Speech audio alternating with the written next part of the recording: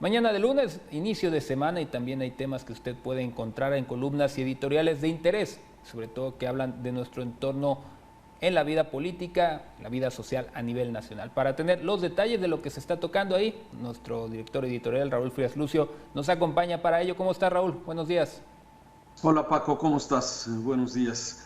Ahorita que estaba viendo la nota esta del estado de Sinaloa, los feminicidios, los desaparecidos, hoy hay una columna que habla de ese tema, que es la de Denise Dresser, de periódico Reforma, que habla de esta gran tragedia que tenemos en México, ¿sí? Sobre los desaparecidos y estas familias rotas que han hecho todo lo necesario a través de estas madres buscadoras para poder identificar y saber dónde quedaron sus hijos. Una verdadera tragedia luego de 70,000 desapariciones que tenemos en México, una verdadera tragedia. Y ella hace referencia a un documental que está disponible en estas nuevas plataformas que se llama Te nombraré en silencio. Vale la pena echarle un ojo. Es una historia desgarradora, desde luego, de estas mujeres rastreadoras del fuerte que, bueno, pues hablan de ese terrible tema y pesadilla que viven estas familias. Es una columna que habla de esto en un día también muy especial, Paco, sobre los desaparecidos en México. Hablando de otros temas, Paco, hay otras columnas interesantes que vale la pena también comentar. El tema del regreso a clases hoy es ineludible. Ya escuchábamos en el reporte de Mega Noticias algunos estados que, a pesar de que hoy iba a hacer el regreso presencial, como se pidió desde el atril presidencial, llueve, truene o relampaguee, pues la verdad es que no. En muchas escuelas, en muchas entidades, realmente el regreso presencial es menor, en otras es diferente, hay una buena respuesta en diferentes escuelas. Cada familia, ante el dilema de este incremento en la pandemia y la urgente necesidad de regresar a clases, ha tomado diversas decisiones. La autoridad federal, con un discurso de que se regresaba presencialmente, y otras entidades haciendo lo que de alguna forma han tratado de hacer muchos secretarios de educación en diferentes estados. Así es que esto es parte de lo que hoy estamos viendo en diferentes partes del país, en estos reportes de Mega Noticias. Sin embargo, hay que tomar en cuenta algunos datos que hoy pone sobre la mesa Sergio Sarmiento en su columna del periódico Reforma o Mural. Dice desaprender, y aquí el periodista habla de este gran retraso que ha generado la pandemia. Incluso hay algunos documentales, hace referencia a un documental de la BBC de una pequeña niña de 10 años de edad en la India que se le olvidó su idioma, o sea, el alfabeto hindi. Sí, no lo pudo seguir recordando, ya no lo manejó correctamente. Y esto es un ejemplo de cómo en diferentes partes del mundo, y México no es la excepción, el retraso, la pandemia, el no asistir a la escuela ha generado pues un mayor rezago del que ya existía, porque el problema que tenemos en la educación en México no es de hoy, tiene muchos años, y lamentablemente la brecha entre los que pueden y tienen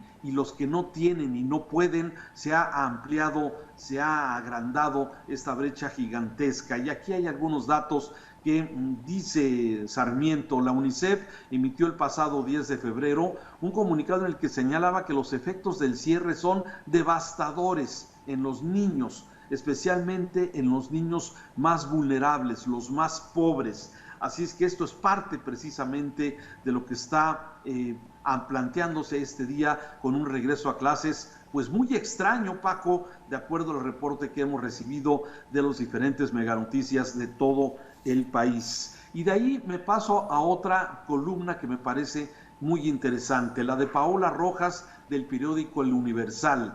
Dice no ceder al chantaje, y tiene que ver con esta retención que hicieron los maestros de la coordinadora en Chiapas el viernes pasado del presidente López Obrador, que lo tuvieron 2 horas allá arriba de su camioneta y no pudo llegar a la mañanera allá en el cuartel militar de Chiapas, allá en Tuxtla Gutiérrez. Y aquí pues ella dice, el presidente ha dicho, y ahí señaló que no era rehén, que no podía ser rehén de nadie, y coincido con el presidente. Sin embargo, Paola Rojas dice, bueno, Creo que llega tarde el dicho del presidente, porque desde que se inició esta administración, la Coordinadora Nacional de Trabajadores de la Educación puso las pautas para la contrarreforma educativa, esa reforma educativa que pretendía evaluar a los maestros, que pretendía que las plazas fueran de los que tienen mayor capacidad, de que las plazas se recibieran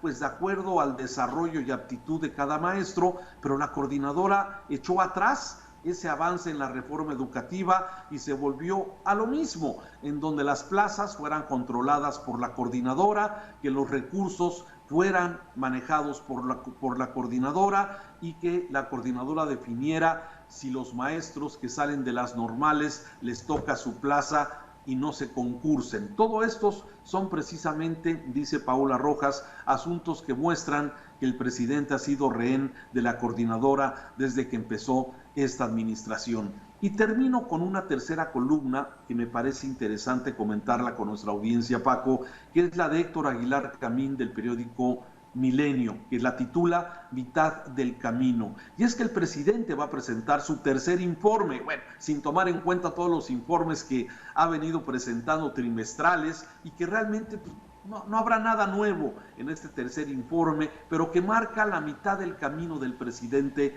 López Obrador. Y bien, dice el periodista, su gobierno vive un momento complicado, va a mitad del camino y no se ven frutos tangibles de los cambios que prometió. Ha jugado ya todas sus fichas transformadoras, pero no hay ganancias claras en ninguna de sus mesas. Su hábil manejo de los males como candidato a la presidencia no se han traducido en el buen manejo de estos mismos males como gobernante. La pobreza aumentó, la economía no creció.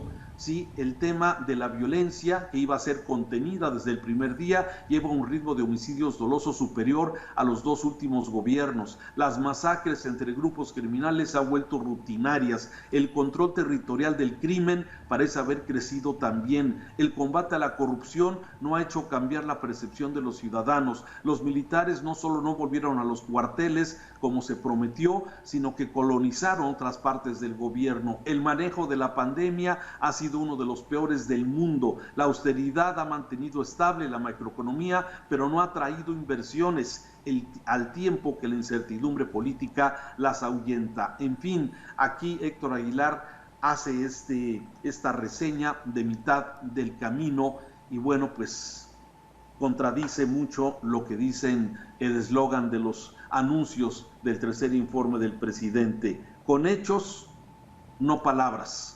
Vamos a los hechos, como dicen los anuncios. Bueno, ya veremos el próximo 1 de septiembre, tercer informe, mitad del camino. Gracias, Paco, te mando un saludo.